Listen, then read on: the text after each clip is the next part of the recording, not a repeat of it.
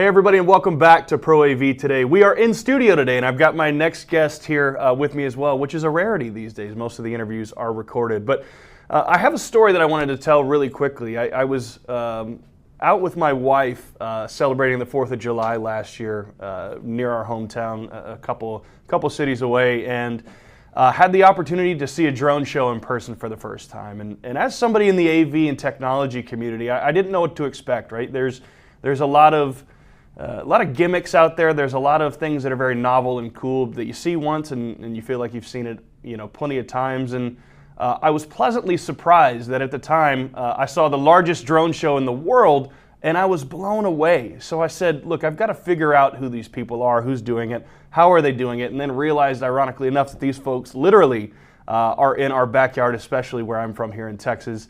So I said, look, we got to chat with these guys because we have so many different questions about the world of drone technology, the world of integrated technology with drones, and then you could talk about things like branding, events, and things like that. So without further ado, I want to introduce my next guest for the show today. That's Rick Boss, the president of Sky Elements Drones, the company who you may or may not know is responsible for about, 50% of the drone shows in North America? Yeah, thanks, Ben. Thanks for having me on. I appreciate it. Yeah, we're flying about 50% of the shows in the U.S. We've got somebody else that tracks us, so we're closer to 60%, but I like to say about half the shows in the U.S. right now. Well, Rick, I got to ask, I hinted at it a second ago, and a lot of viewers that are listening to this, we're working with some of the best technology in the world, whether it's, automation, LED wall, digital signage, all sorts of different lighting technologies.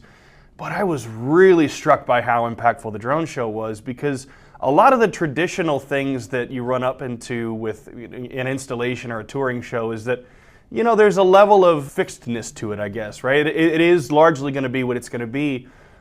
But the drone show was so malleable and there was so much flexibility, and this show specifically was integrated with a fireworks show. But, I want to ask, really before we dig in deep, this world is evolving, it feels like pretty dramatically, even month over month at this point. Where in the world are we in the life cycle of drone shows? Yeah, it's a great question.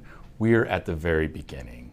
I tell folks this is such an immature market. The drones are still new. The technology is still novel. So literally the sky's the limit. We're going to see so many changes. Oh, that's got to be your drones. Motto. That's got to be your new motto. It is.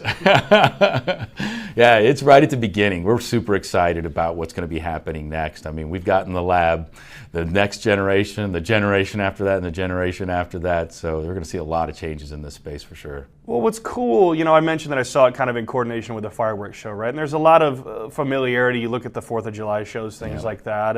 But I was really impressed by, especially after talking with you, the applications beyond even necessarily, the 4th of July, New Year's type shows.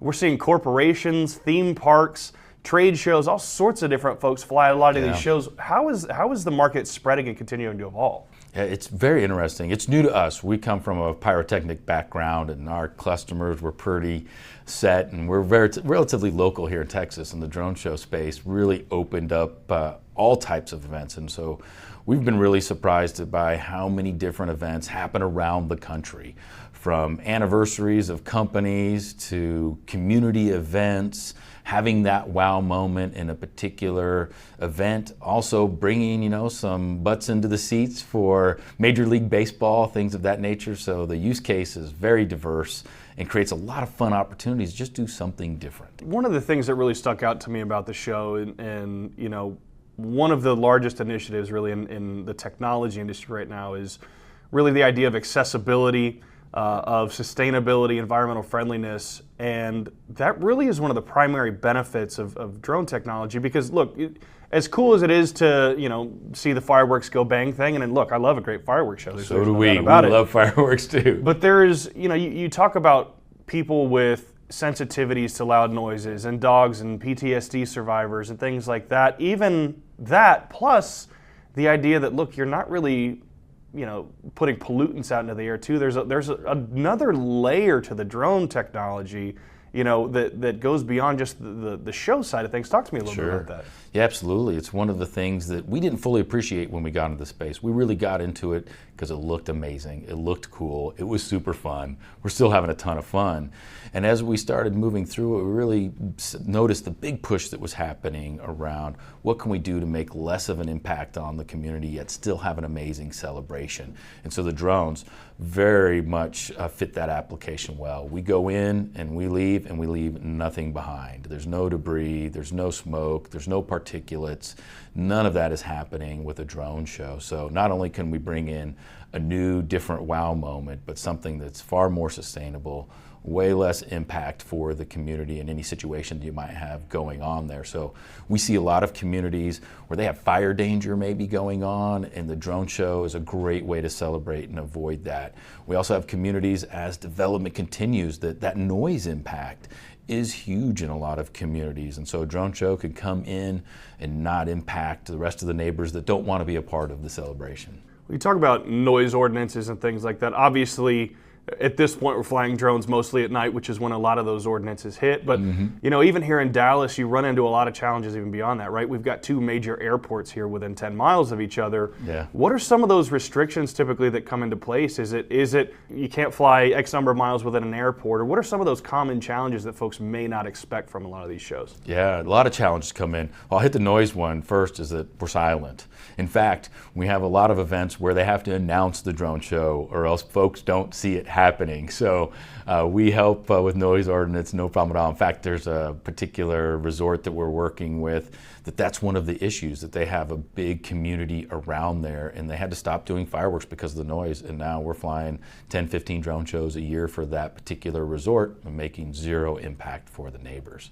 But then in general, for flying drone shows, we're working with the FAA for flying drone shows. And a lot of folks might think the FAA is there to shut us down or over-regulate, and they're really not. They're our partners, and they want to have a safe airspace. So yeah, whenever we're working in an environment like here in Dallas, multiple airports, we're just coordinating with the FAA to make sure it's a safe environment and that other aircraft know when we're flying. So as we get closer to airports, there's more coordination with the FAA. When we're flying further away from airports, it's a simple notification that we're flying. So there is a lot of regulation that comes into play, but it's relatively straightforward, I would say. It's complex, but once you get into it, it's relatively straightforward to make things happen. Well, is there a lot of, are there a lot of established regulations that you're already working with, right? Or is it one of those things where you're having to make them up as you go, right? I remember very dramatically, or very specifically, when we started flying drones in the air, even before you had to be certified as a pilot to capture content, the FAA was just playing catch up. Yeah. Are there a lot of established regulations for this, or is it something you're almost having to play it by ear? Yeah, maybe I put it in the context. We call it drone years. So we've been doing this for almost 4 years, and so for us, that's about 21 years. So it feels like they're actually well in place, but they're not. At the very beginning, my business partner, Preston Ward, he's also a practicing attorney, and we were working with the FAA just to help build the rules around these drone shows and what it means to fly a swarm of drones. It's a novel application. We were the 3rd or 4th company that actually applied for it, was flying shows. We're the highest volume drone company, so we work a lot with the FAA. So we're constantly working with them, talking with regulations. I don't think there's a week that goes by that Preston's not engaged with the FAA, identifying things that haven't been built yet. We're just dealing with one in California this week where there's things that have been in place for 20 years that no longer make sense in 2024. And the FAA is not quite sure how to do it. So Preston's actually helping them craft the language to make it work for drone shows and drones in general. So I guess I'd round that to say that it is new. There are things coming into place, and we're helping develop some of the language for drone shows in particular. Well, look, you brought up California, which is kind of its own subset of regulations. Sure. A lot of times. But, it's hard to think California and not think, the Dodgers, the Angels, Disneyland. Yeah. And when you and I had the chance to meet back at IAPA for the first time, that's immediately where my mind went, right? Is, a lot of folks will think municipalities, and absolutely there's a market for that in shows. But there's a lot of opportunity in the world of sports and theme parks. And one of the questions that comes up that we have to deal with all the time in our community is intellectual property. Yeah. It's probably not a conversation that a lot of people know that they have to have, right? Because even if you're working with, let's say, the Dodgers in this case, there has to be some level of licensing, right? You can't, in the same way I couldn't just project an image of the Dallas Cowboys, or else I feel like Jerry Jones would send a sniper at me. I can't just put that up on a building down here in Dallas. What are some of those things like intellectual property rights that people probably haven't necessarily thought about even before they come to you guys? Yeah, since like we're talking about, it's a brand new space in the drone show space, and that is a hot topic right now is how do we treat IPs? We've worked with so many brands and gone through so many processes with MLB teams and bringing brands to life that we've become very familiar and sensitive to it, but it's still the Wild West in drone shows, and so there's other companies that maybe are just flying things that they shouldn't be, but we have customers that certainly come to us and say, hey, we want to do this or that, and we're like, well, we don't have the rights to those things. They have to acquire them. We just had an interesting one, somebody's having a wedding and they're like, well, we live in Hollywood and we want to fly the Hollywood sign as in part of a drone show. Well, a lot of people don't know that the IP rights around the Hollywood sign are well established, and it's very expensive to get the IP rights to fly the Hollywood sign if it appears anywhere. So yeah, there's a regular ongoing conversation to make sure anything that we're flying that somebody's intellectual property is covered, and figuring out how to work around it.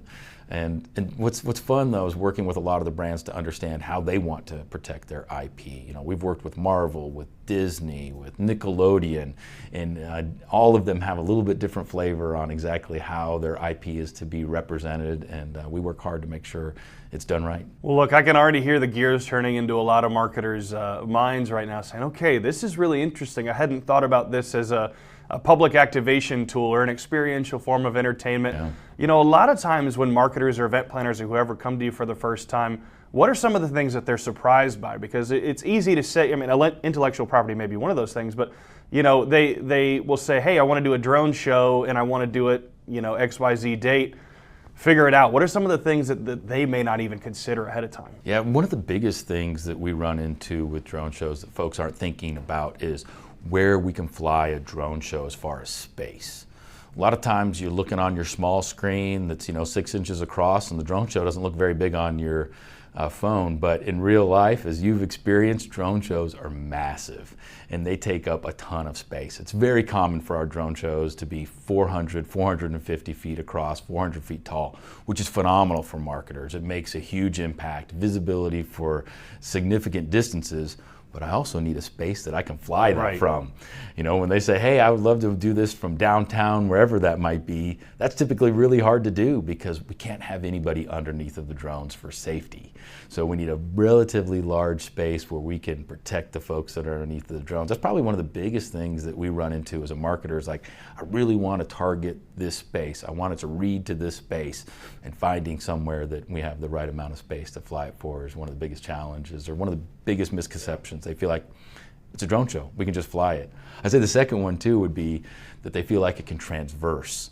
So most of our drone shows fly directly above where the drones are on the ground. We can move it around up to about 1,000 feet, but sometimes we get folks like, hey, can you take off from here and then fly a mile over that way, perform the show, and then fly back? Unfortunately, we don't have magic batteries yet, so we can't do that. You know, I want to talk about safety. You brought it up as that first point there, and I think, you know, even going back to the fireworks side of things, that for a lot of folks is the number one concern. For just about every pyro is the number one concern, right? Mm-hmm. For sure. You know, there is an element of, I don't think risk is the right word, but awareness that you guys bring into the world of drones, right? What are some of those common challenges? Is it, you know, you mentioned not being able to have people fly underneath, but, you know, are weather patterns a threat? What are some of those common threats and really ways that you guys are able to proactively be safe? Yeah, definitely safety is the number one concern, and coming from a pyrotechnic background, that is our top concern. We want everybody to enjoy things safely, and drone shows are the same way. And the number one is just making sure that we have a space where there's nobody underneath of the drone should something happen. We say these things are tiny robots, and occasionally they decide they want to land now and not at the end of the show. And sometimes they land in a spot that they weren't designed to land in. And so we make sure we have that safety margin and not have anybody underneath of there. And then we do have weather constraints. The biggest one is about visibility. So sometimes we get fogged in. I don't know, probably a handful of times, maybe it's not been quite that many in like San Francisco, we've been fogged out. Niagara Falls, we flew an amazing show for Disney. First one was great, 1 hour later, fog bank, can't see anything. And so we can't fly in those because other aircraft have to be able to see our aircraft, and we have to be able to see other aircraft just in case there's an issue. So those are our two number one visibility, our two biggest safety things are making sure nobody's underneath of it and make sure we have good visibility. We can't fly in high winds, but we fly pretty high winds. Our particular drones are very robust. We fly in 25 to 30 mile an hour winds without much problem. You know, we talk about security and safety, and naturally in the world that we live in right now, the post-digital transformation world, if you will, naturally folks are going to ask about cybersecurity and things like that. I don't even know that really we've fully formed what the world of cybersecurity and drones and closed networks fully even looks like. But what are some of the conversations that you're having right now about cybersecurity specifically in that world? Sure. Yeah, we definitely have conversations around that because a swarm network, a swarm of drones is controlled by a network and has vulnerabilities to it around security. So it's a constant evolving thing to make sure we've got the most robust security for the drones, the most robust drone platform so that even if we do have a security breach, it doesn't cause any type of safety issues. But right now, it is the top of the line security that you can see out there as far as the encryption that happens on our channels and the detection methodology that we have both on the drone and on the ground if there's any type of safety concern. And so far to date, even around the world, there's been a few instances of it. And the nice thing is in this industry is that folks share it, add it to the algorithm of what an attack might look like. But knock on wood, not too many folks have tried to attack these swarm drones. It's entertainment. The drones have no real payload other than a light bulb. So at the end of the day, it's a pretty low target for anybody to want to go after, and we certainly have no data on it that is worth anything at all. So we've had very little folks going after it, but we make sure that it is because you just never want anything to happen. Agreed. And you know, one thing that I think naturally kind of jumps out to me is not even just in the world of drone shows, but in the world of, I guess, UAVs in general, is that you see drones and a lot of these technologies being adapted into different places. Right here, even in Texas, we have Walmart does some drone deliveries, and we've got a lot. Uber at one point was trying to build an unmanned heliport here, and so many of these things are constantly evolving. And there's really, I guess you kind of touched on it earlier, but there's a nonstop evolution of just the world of UAVs in general. How do drone shows specifically? I guess even we'll just say drones specifically, how does that fit into the larger conversation, and what are some of the ways that you're continuing to see these applications evolve, right? Because there might be a day where we're talking about massive 4 or 5 ton drone shows where you've got, sky taxis and, they're carrying stuff. I mean, there's just so many opportunities. How are you guys contributing to that conversation at large? Yeah, it's ongoing conversation around what's happening with traffic. So that's one of the just regular conversation we have with the FAA is what's happening with traffic as far as deliveries, right? And eventually, there's going to be Uber helicopter taxis flying around. So doing that and working through that process I think it'd be pretty straightforward. The technology is pretty advanced right now as we start to get into remote ID, we start to get into ways that all the traffic can identify each other and work around it. What it makes me think of when you mention it, just think about what's happening in that space altogether.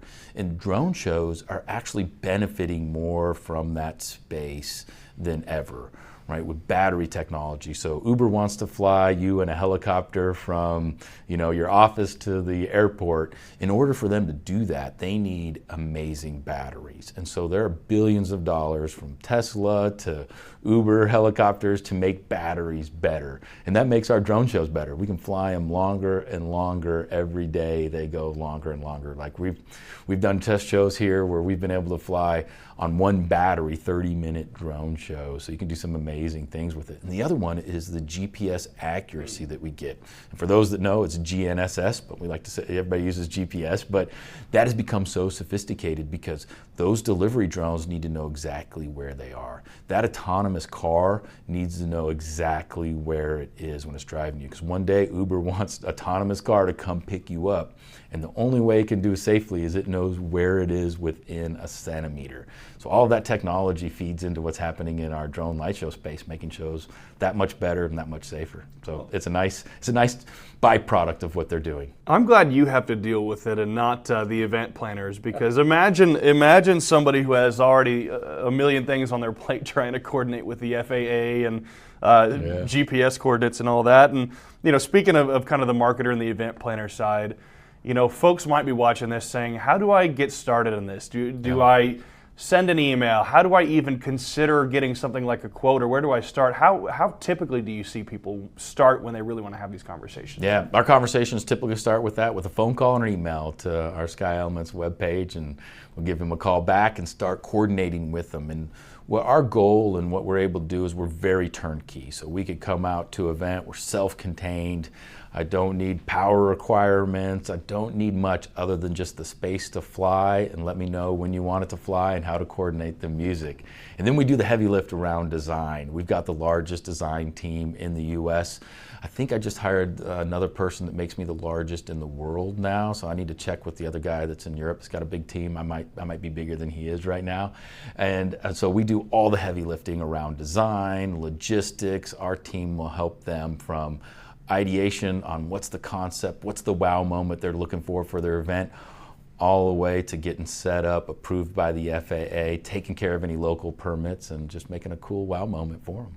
Man, that I'm gonna go just get a drone show for, Let's go. For fun. When's your birthday? I don't know. Well, Let's go. It's in April. It's in April. Well, there we go. I don't know. My wife might yell at me if we've got drones flying around in the backyard. So we'll see. Last question here, and I like to always end with this. If you had a crystal ball and you said, look, in the next 5, 10 years, or whatever it is, 45 to 70 drone years, where is the technology going next? Is it scale? Is it larger shows? Is it longer shows? Is it tighter knit pixel type shows? What's the future for a lot of these? Ben, you're hitting right on them. I mean, you're nailing it. You're like prognosticating exactly where I think it's going to go. We'll be able to see, right now we've got distances between the, if we call it pixel pitch, right? We've got a pretty big pitch right now. You're going to see that tighten up. We've already tightened it up over the past 3 years, from 3 meters down to we're 1.8 meter on a lot of the shows, and I think you'll see that get even closer, so you have higher resolution. Definitely higher drone counts. I mean, our very first Major League Baseball show that we flew was 200 drones, and it was amazing. I loved it. I still remember to this day. It was a great moment. The crowd was going bananas. And this year for the Dodgers, we're flying 10 drone shows for the Dodgers, and they'll have 4 1,000 drone shows as a part of that mix, and then 6 500 drone shows. So definitely larger, definitely high resolution that we'll see in the drone shows.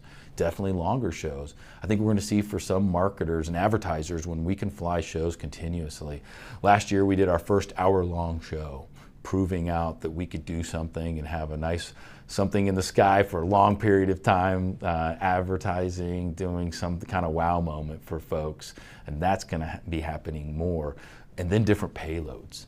Right now, we're flying a light bulb with colors, but in the future, you're going to see different payloads, different ways to wow the audience. So, looking forward to some of those things. And the other thing I would say too is that I don't even know in 5 years. I can tell you 3 years all that's going to happen. In 5 years, I just can't wait to see what we're going to be doing in the drone space. It's going to be super cool. And well, look, we got to start flying LED walls. And if you're an LED manufacturer, call Rick tomorrow, because this is.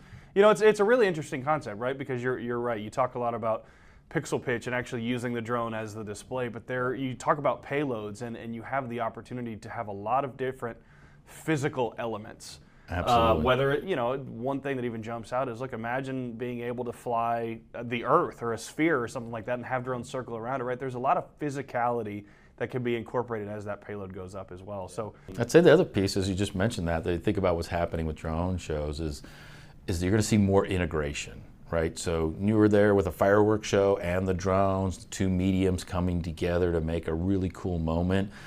For those folks that are in the Dallas area, what we do with FC Dallas, the folks out there are phenomenal and have put together a great multimedia presentation where we've got drones, we've got Like Star Wars is the best example, right? And for the FC Dallas, we've got Darth Vader out on the field doing a lightsaber battle with Luke, and he's got video boards going. People have got LED bracelets that are lighting up to the same colors as the drones, and fireworks going off. And so bringing all of those elements together, including drones, as part of the multimedia, we're going to see more and more of that integration too, just to make that much cooler of a wow moment for folks. Well, look, I'm going to put the call in too. The next Taylor Swift tour is going to have drones in it, and I'm sure it's going to be you guys. So there we go. That'll be, hey, you get the Swiftie market. You'll start doing whatever you want, whenever you want. Absolutely. But, I'll tell you what, Rick, we've got to have you on regularly because this is such an interesting space because it really is, ironically enough, how our industry is continuing to evolving, right, or continue to evolve. We're having conversations about things like pixel pitch and payload and power consumption, and those are all conversations that as an AV industry we're having nonstop, right? Next one is you're going to have to figure out how to start integrating IT into all these because that is, I don't know, well, that's a topic for another day. But Rick, thank you so much for coming on today. We appreciate you coming in studio. Yeah, thanks for having me here, Ben. Appreciate it. Look forward to the next one. Well, thank you for tuning in as well. Be sure to like and subscribe. Check us out next time on the next episode of Pro AV Today.